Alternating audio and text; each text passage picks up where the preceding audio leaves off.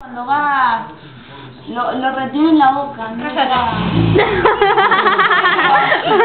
Por eso, no juntar todo el humo, porque si no, no podés, te abre la garganta.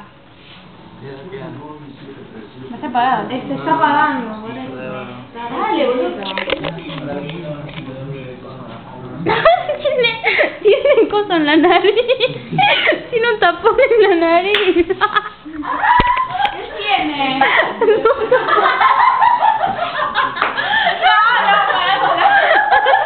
Para que no le salga moco.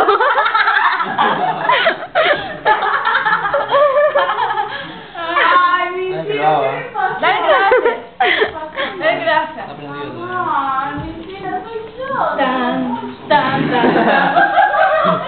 Dale, tarado. Dale, tarado. Pero ya está filmando un montón. No lo cortes, ¿eh? No. Voy a revisar el cielo, mi cielo. Voy a fumar a Luciano. Ah, bueno, fumo a él.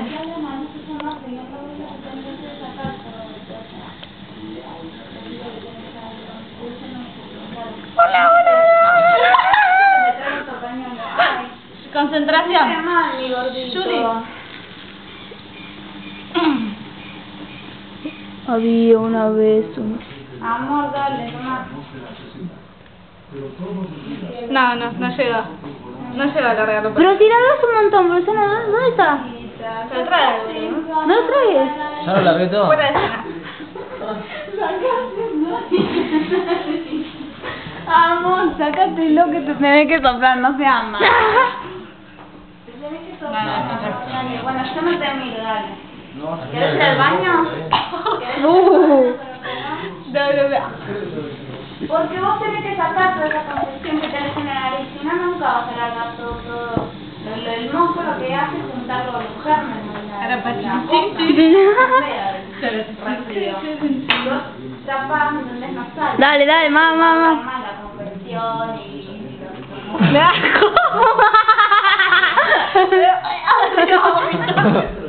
Iba a fumar mi voz. Por favor.